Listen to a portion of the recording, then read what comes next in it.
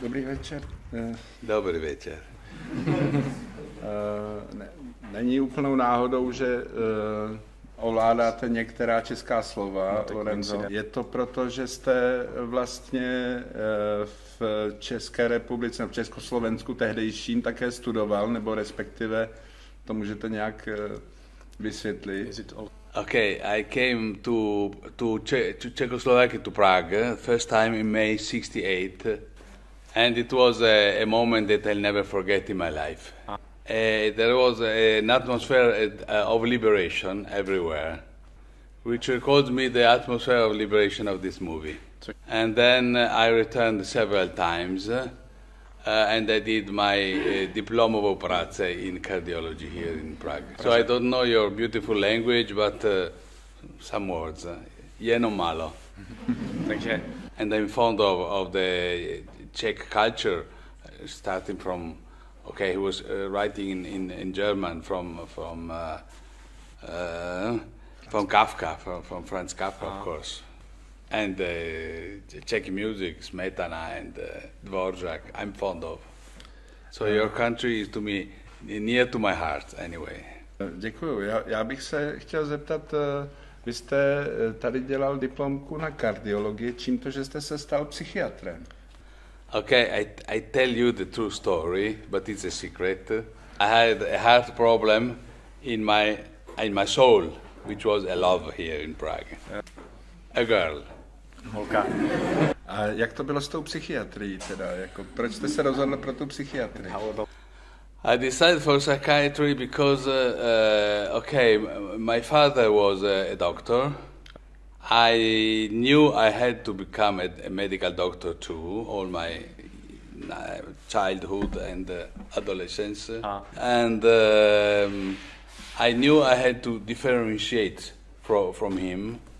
I was born in Benatki, Venice, and there are several islands on the lagoon of Venice. And on two of them, there used to be two asylums, two psychiatric hospitals, and I passed with a steamer nearby to one of them, and once I said to my father, asked my father, "What is that island? What is it?" And he said, "This is the psychiatric hospital." And I asked him, what does psychiatric mean? I was adolescent, maybe 14, 17 years. What does psychiatric mean? And I remember very well he answered to me, psychiatric means the doctor not of the body but of the soul.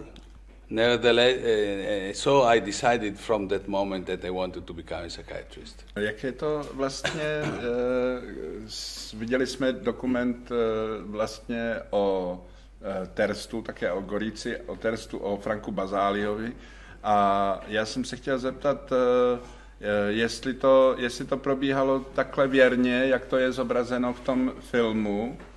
I should say basically yes. Jak to vlastně potom pokračovalo? Jaké bylo pokračování? Nejde mi jenom o Terst, jde mi o celou Itálii. Tady se něco událo, co vlastně v tom filmu jsme tak úplně neviděli. Okay, in Trieste it happened that the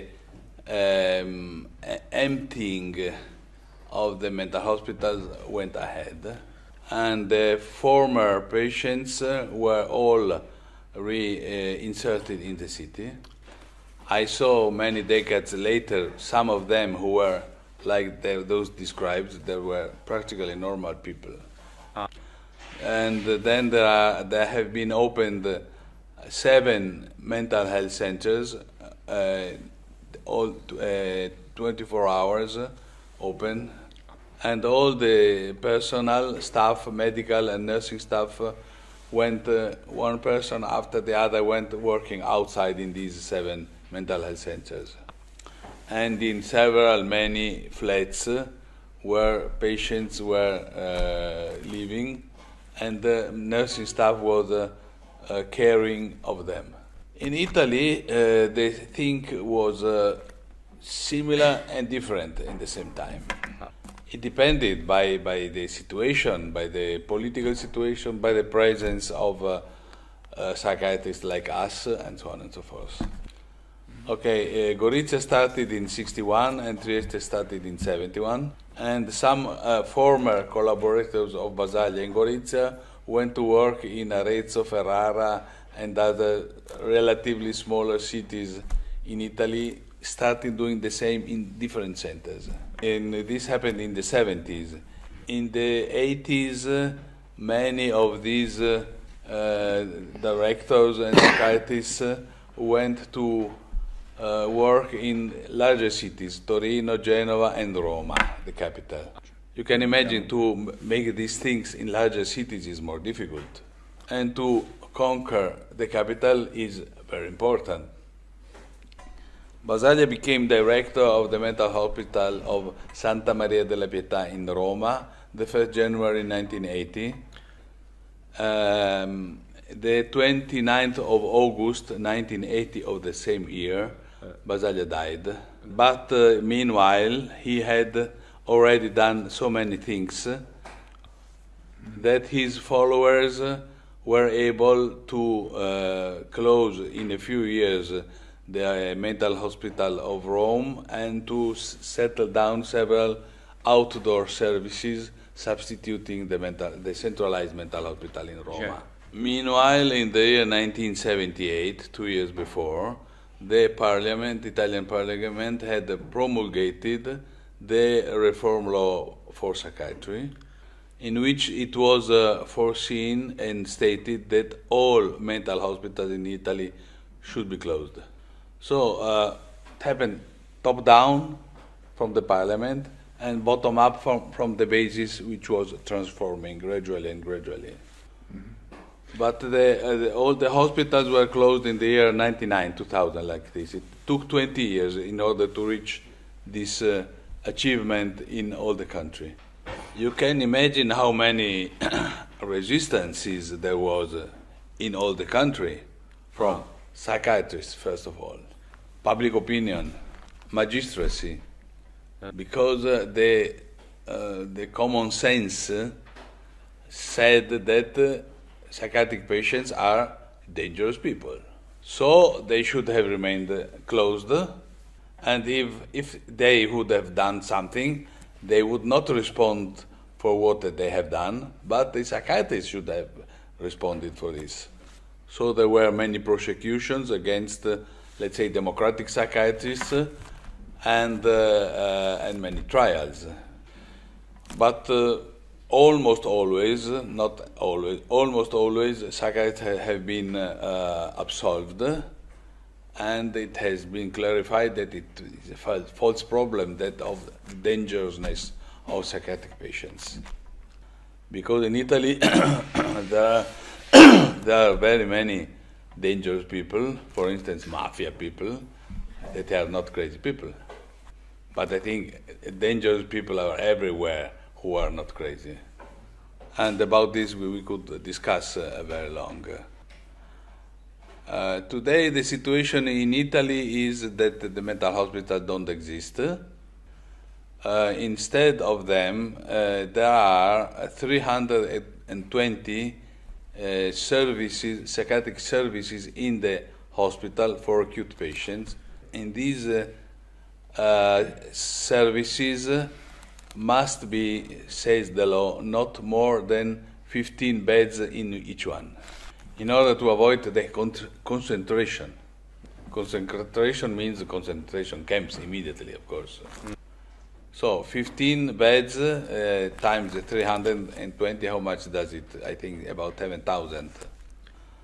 And then there are about 25,000 beds, places where to live in I don't know how many hundreds of flats, of apartments.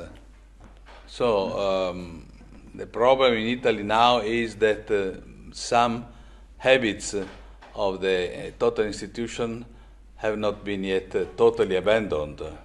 So for instance, in 300, about out of these 320 small services in the hospitals, they still do bind patients. And there is a huge discussion about this in Italy still now, until now. There is an association, for instance, of these psychiatrists, nurses, and small wards in the mental hospital, in the general hospitals, where we do not bind, that every year makes a meeting in order to discuss among them and with the other. And the vast majority of psychiatrists who do bind patients know that we are uniting, we are meeting, and they feel challenged, provoked. Why do they say this and do this and we bind? Because it's obvious crazy people must be bound. But if they say this, something must be wrong. And another item is that to every of this meeting, like last week, for instance, come always new psychiatrists, new nurses, and say, okay, how did you do not to bind P? Because we are thinking it's a good thing. We would like to unite to your movement, so it enlarges. So we cannot say that the deinstitutionalization has been accomplished in Italy. It's not finished. It started. And it will go ahead. I hope it will go ahead, must be go ahead. Because the institutionalization at the very end is the cure, is the therapy. You have seen in the movie people who were taken out of the cage and taken out from the fixing and so on. And this was their deinstitutionalization, but in the meantime it was their cure, their therapy. For instance, in Italy, here we are in one university. In Italy, the universities, the schools for psychiatry at the medical faculty have been relatively little involved in this process. So it's going ahead. Já myslím, že to je hrozně zajímavý. Vlastně, Lorenzo, vy mluvíte zároveň o deinstitucionalizaci, což znamená v tomhletom případě nejenom zavřít všechny léčebny, a zároveň to znamená jakési zbavování moci někoho nad někým a vlastně převádění té moci k těm, kteří mají tu nemoc. Mě by zajímalo, vy k tomu máte dost přísnou nebo kritickou teorii, která se opírá o to, jak je vnímán ten pacient z hlediska toho, kdo se o něj stará.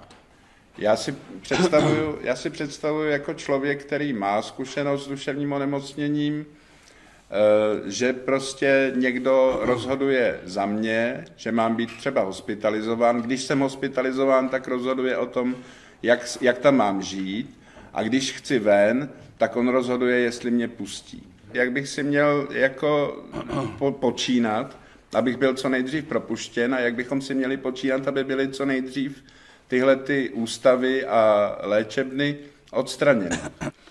Everything possible. Všechno, co je možné. The questions are many questions. Mm-hmm.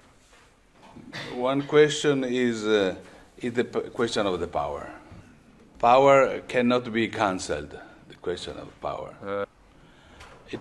It is quite clear that many psychiatrists are against the institutionalization because they fear their own loss of power. It is a mistake because once you work outside as a psychiatrist, you have more power than before. Before we psychiatrists have had power only in the closed institution, not in the society. For instance, I was doing a lot of work in the borough, in the quarter of the city, mediating between the needs of the patients, of the services, and with the people, the population, who wanted to know, who were worried. Negotiation. And I remember very well, returning to the last part of your question, what can we do? When I was working in the quarter, I was talking with the politicians of the quarter, with the priests, for instance. And of course there were those who were in favor and those who were against. I remember there were the right parties who were against and the left parties who were in favor. I remember the priests who were quite important, who were basically in favor of admitting different people in the surrounding, in the borough. So somehow the psychiatrist, when he works in the borough, in the outside, he has the chance to become somehow a leader in a certain sense. But the question of the power of the psychiatrist is a question that derives from the science. Because like for any medical doctor, what he knows gives him the power. The problem is that the science in medicine, internal medicine and so on, and the science in psychiatry are very different. In other words, the science in psychiatry is very weak. It is the relation with people, with patients, with people who are victim of this illness, how to say, the relations give you this power to negotiate among them and the population. And this, I must admit, makes this job very interesting. Já přemýšlím o tom, já třeba můžu být vnímán jako velice lehký pacient, protože přestože mám nějakou diagnózu docela ostrou, mám paranoidní schizofrenii, tak se z toho docela dobře zotavuju. Ale jak je to s těmi těžkými případy, s těmi pacienty, kteří jsou v těch léčebnách roky? The difficult patients are those ones who give to you much more satisfaction. You have seen in the movie the most difficult patients, and if the psychiatrists and the staff are centrating their intervention on first line of the more difficult patients, this is helpful for all the other patients. Instead, if the efforts of the staff, medical staff and so on, is directed on first line to the lighter patients, this is a big mistake. In other words, the most difficult patients are those ones who can teach to you much more than the others. They challenge you, as a psychiatrist, to listen and understand what they really want to say behind their behavior. And they always are right from their own point of view. You only have to negotiate, mediate. Já se zeptám nyní vás, studentů a dalších lidí, kteří přišli na tuhle besedu, jestli máte nějaké otázky na Lorenza Toresiniho. Has the education of new psychiatrists changed during the institutionalization? Yes and no. No, in the sense that the university is teaching always the same things, and basically diagnosis and therapies remain the same.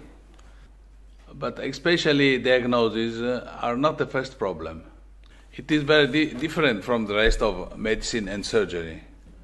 If you have a patient who has an appendix or peritonitis and anything else, you make another intervention after the different diagnosis.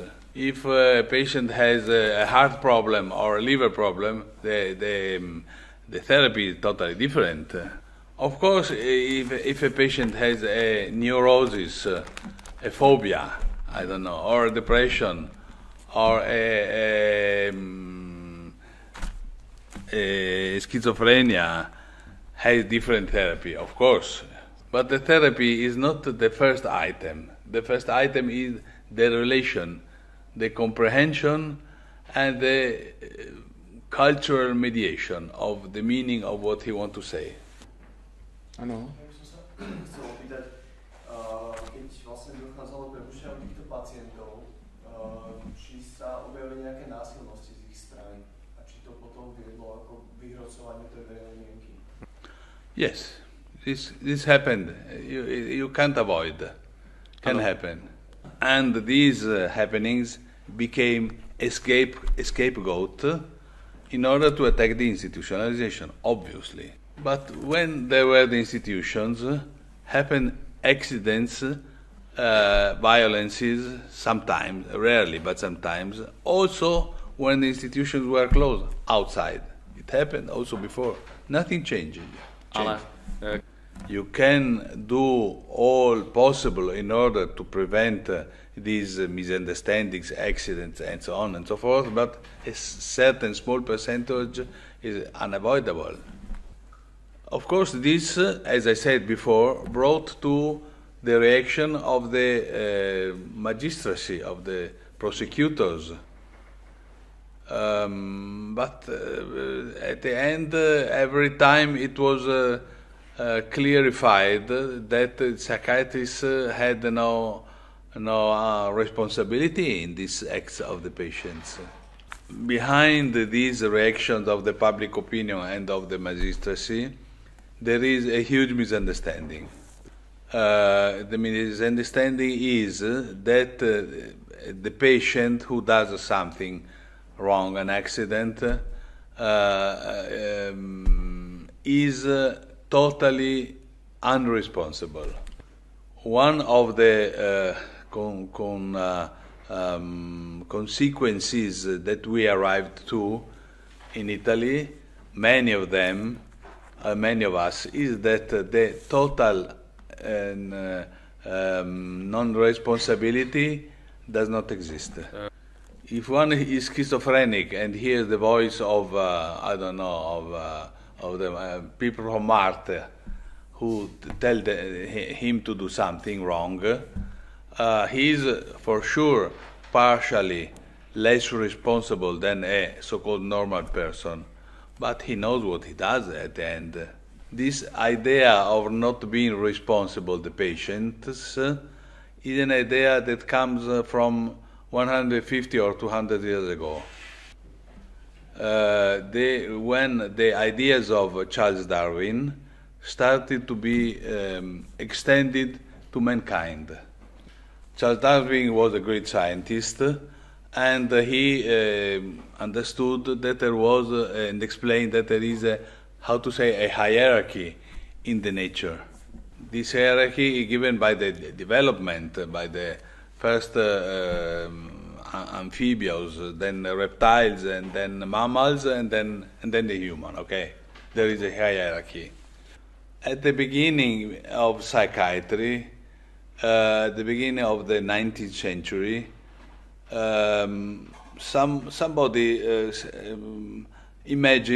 stated that also inside of mankind there is hierarchy. This is the racism, for instance, but black people, white people, Jewish, but this began with the question with psychiatric patients, so-called psychiatric patients. It was stated that the fullness depends by the regression inside of the brain from the top, well-developed of the brain, to the inner, where the crocodile is hiding inside of us. In each of us is hiding a crocodile. Okay, you are medical students, medical doctors, and so on, so I can clarify better.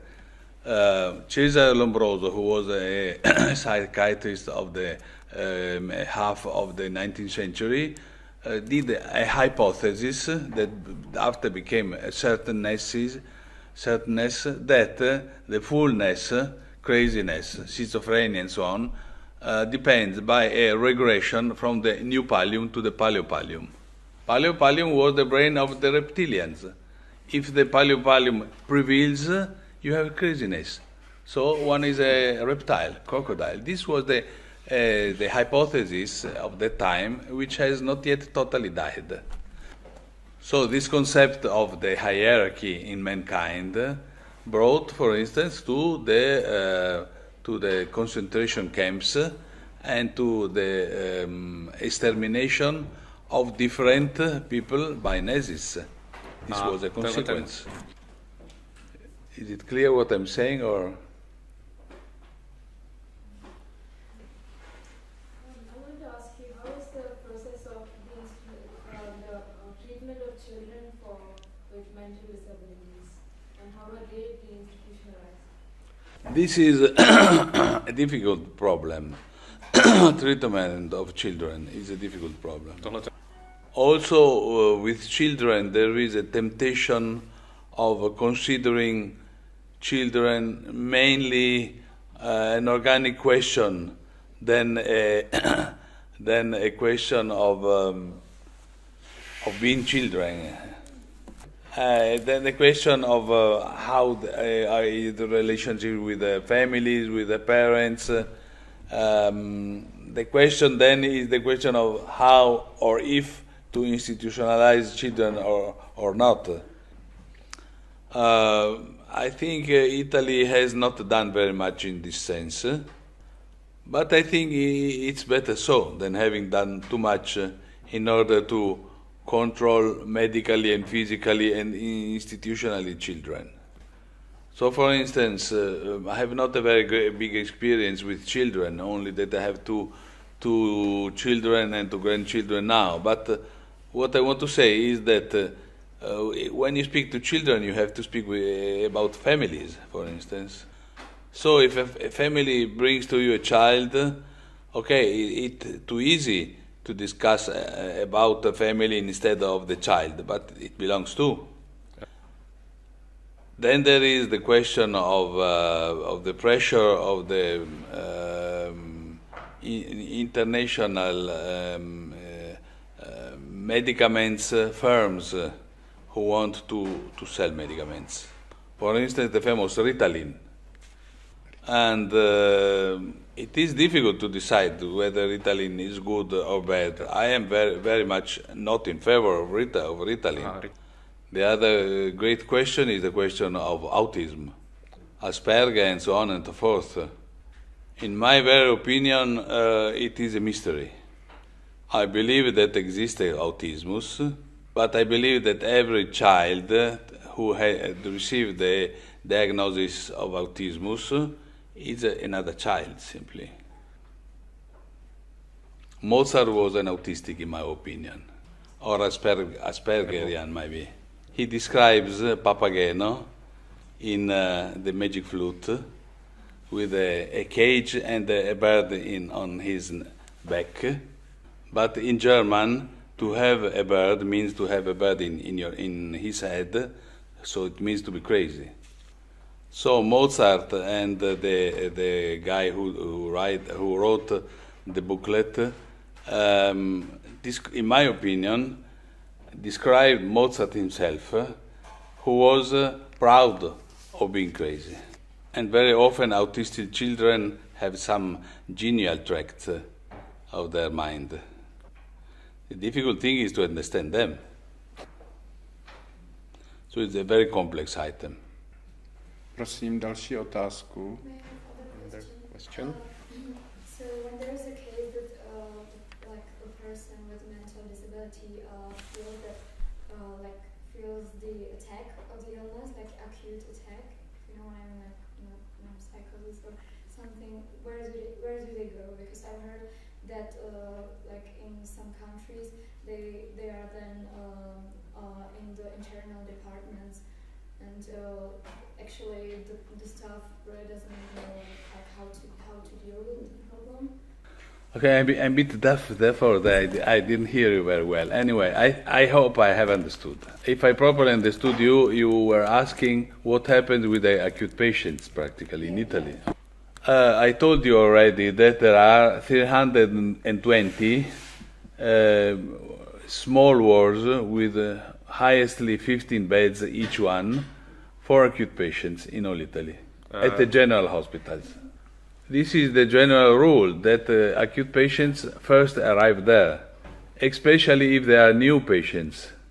But it's not impossible that if one patient is an already known patient and he has a crisis, and for instance, if he is admitted in a house for patients larger with 10 beds, I don't know, 7, he can do his crisis where he's living. Also at home, why not? In other words, it must be clear that the hospital is not the only solution. I was just asking, it's related with what you were talking before. Yes. If there's a regulation of time with the acute patients, Uh-huh. if they, for example, have to stay there like, let's say, 14 days, like 2 weeks, and then you decide as a psychiatrist that they're stable, or if it's like, if there's like a regulation of that time period. Okay, thank you very much. No, it's not strict. It depends. If in one city you have only 15 beds, it's obvious that patients should stay in the hospital as less as possible. But it depends also by the organization.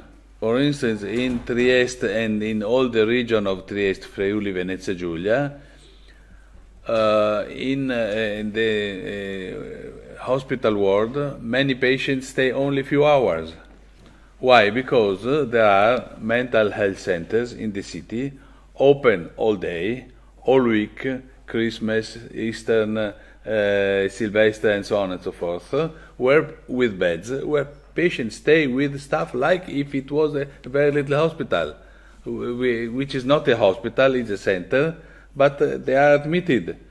So if one patient, new patients, arrive to the acute ward in the hospital, the doctor of the acute ward calls the center. Where do you live? Okay, you go to that center. Please, there is a new patient, come as soon as possible to pick him up. And he goes. It's not so simple, because if he's a patient crisis, the staff from the mental health center has to go there and start discussing with him. What have you done? What's happened? Do you want to hang up to kill yourself? No, let's go and talk further there. It will be better than in the hospital, and so on and so forth. But there are exceptions to this rule. Sometimes some patients have remained 1 month, 2 months, I don't know, it depends. Mě by zajímalo, když máme takový příklad nějaké té nemocnice, kolik tam těch lůžek bývá zpravidla obsazeno? It depends, of course. In Trieste there are 6 beds, and I think in the morning most of the time they are all occupied. But if you go in the afternoon, they generally are almost all empty. In Merano, where I used to work until 4 years ago, in the ward of the hospital, there were not 15 beds, but there were 9. And there were not mental health centers open 24 hours, but there were mental health centers with nearby a community for patients. And in these communities, there always were 1 or 2 or 3 beds free for patients who could be acutely admitted. So in the hospital ward, it was rare that all 9 beds were occupied. Sometimes there were more than 9 extra beds for 1, 2, 3 days like this. But these 9 beds were for a population of 125,000 inhabitants. I have a question about suicide rates. Have the suicide rates changed? Were they affected by the institutionalization? Okay, yes, it has changed slightly. It has reduced. But I'm not very sure that the reducement of a suicidal rate depended by the institutionalization. In my opinion, suicide is not an illness. And in my opinion, suicide is rarely a consequence of an illness. Suicide can be, for instance, more a consequence of an economic crisis, or is very much depending by the cultural attitude of the population. So, for instance, in Italy, there are 3 different Italies: Southern Italy, Central Italy, and Northern Italy. Because in Southern Italy, there is a much, much lower suicide rate in Northern Italy, and especially than in Northeastern Italy. And in my opinion, it depends very much by the quality of the communication and by the existence of the family. One of the, I say obvious things, one of the causes of suicide is loneliness, for instance. Trieste and South Tyrol province of Bolzano were considered one of the places in Italy where there was a higher suicidal rate. And the sociologists did the hypothesis that this could be related to the Habsburgian, old Austrian mentality and culture. The populations in which the suicidal rate are higher in Europe are considered Finland and Hungary. But Greece, Southern Italy, and Spain, and so on and so forth, are regarded, the rates are very much lower. So, after the deinstitutionalization, the suicidal rate in Trieste decreased, not that much. There had been done projects. The phone you can call, for instance, with the propaganda, you call us before doing this, and so on and so forth. This allowed the suicidal rate to decrease. Já bych to dovolil malinko doplnit díky teda informaci od Roberta mezi ředitele WHO centra v Terstu, který vlastně sděloval, že mám tu informaci z roku 2013, že za 8 let zpátky díky programu prevence sebevražd se tam snížila ta sebevraždnost o 40%. Vy jste zmiňoval o lécích, takže do jaký míry si myslíte, že léky jsou důležité pro léčbu takového pacienta z vašich studií? Okay, medicaments are important. They are not the solution. In psychiatric medication, differently from other medications in other branches of medicine, is mainly a symptomatic medication, not an etiologic one. So it could be a help, a mean, but generally is not a solution. Only in some cases, acute cases, short cases. Yeah. I mean, in other words, for us at least, in psychiatry, medication is an instrument, a mean, not a goal. Tak máte nějakou otázku k tomu ještě? Yes, well, it's rather large, so I hope I mentioned all. Because what we've seen are the hospitals in the 70s, and what I'm interested in is, have they changed, how they changed, and what is the real difference between a hospital and the mental center? Because I'm not sure whether it's a question of deinstitutionalizing both. I can't say the word, but you know what I mean. Or if it's really a question of the relationship of the doctor and the patients, and rather humanization of the whole process. Well, I think you are basically right. The mentality in many mental health centers, quite often in our country, can be not very different from the mentality in the asylum. So there are two deinstitutionalization, a real deinstitutionalization and the false deinstitutionalization. The false deinstitutionalization is that one, where the mentality of doctors who are prescribing and almost not discussing with the patients. And the real deinstitutionalization where there is a real take charge of the person. And the different it depends by many factors. Thank you. Tak možná poslední otázku, Maybe prosím. last question. I would like to ask how it's changed the relationship of nurse and patient from 70s till now. Yes, definitely. The relation between staff, nurses and patients has changed hugely. You've seen in the movie, the first step. After this first very, very big step, the others saw it very different. How different is the relation between staff and patients in different services. There are services in which the relation is more empathic, and other services in which the relation are cooler, for instance. What does it depend from? From the difference of the people. In my opinion, it depends very much by the head of the service. What is very important is that the head must be empathic himself, capable to communicate interest to the staff, also effectiveness. So this goes ahead from the personal to the patients. But heart, you cannot prescribe very simply.